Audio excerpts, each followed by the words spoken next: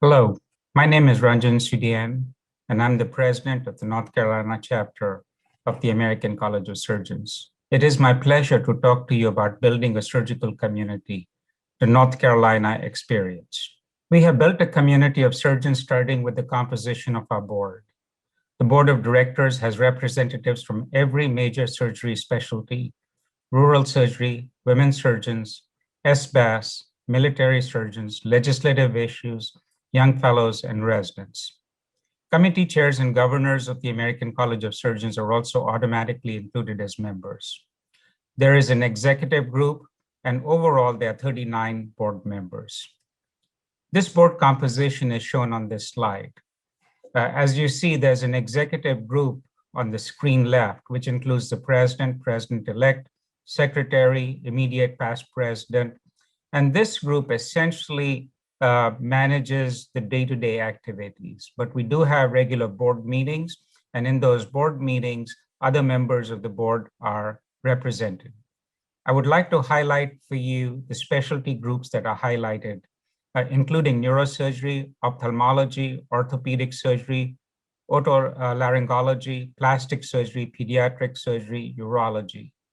In addition, we have bariatric surgery, AWS representative, military representative, the residents, rural surgeons, and young fellows are also represented.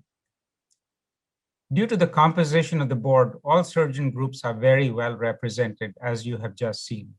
This makes the board very diverse and inclusive. Board meetings serve as a platform for issues that concern the various constituents, and discussions in the board are rich and provide for a variety of opinions. Each specialty representative brings issues that are pertinent to their subspecialty group. The board discusses these issues and is then able to formulate a collective response. Examples of these include the scope of practice for optometrists. When the optometrists wanted to expand their scope of practice, the ophthalmologists brought this issue to our attention. We were then able to formulate a collective response and respond to our legislature with a vote against this proposal.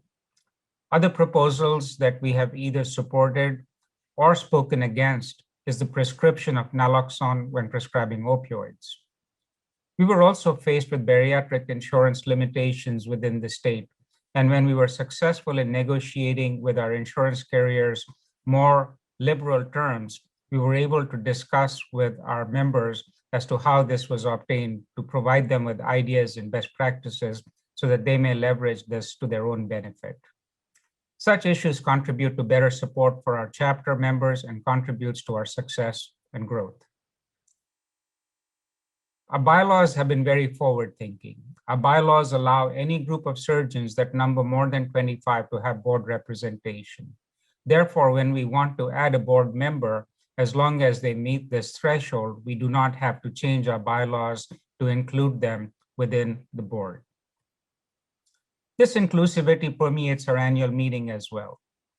As a background, the North and South Carolina chapters have a combined meeting. Both state chapter presidents, vice presidents, and several executive members from each board participate in creating the program for the annual meeting. In the program, we have created tracks to meet the needs of each individual state chapter, such as board meetings, safety and quality meetings, and legislative groups, as these might differ from state to state. We also have common programs that include scientific sessions and social programming, such as receptions and dinners, where we have an opportunity to mingle with each other and share our common experiences and learn collectively. The resident track offers paper competitions among the two states, such as in the trauma, cancer, and general surgery categories. And this brings about not only a good number of submissions, but also very healthy competitive spirits between the two institutions. The North and South Carolina Bariatric Group also runs its meetings concurrently. This year, we've added a rural track, and diversity is a prominent feature in our meetings.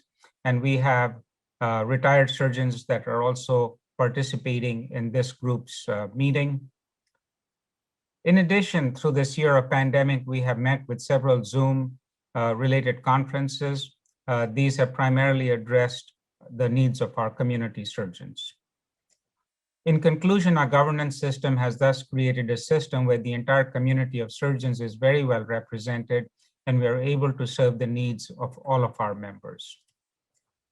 Thank you very much for your attention, and for any questions, please don't hesitate to contact me. My email is written above.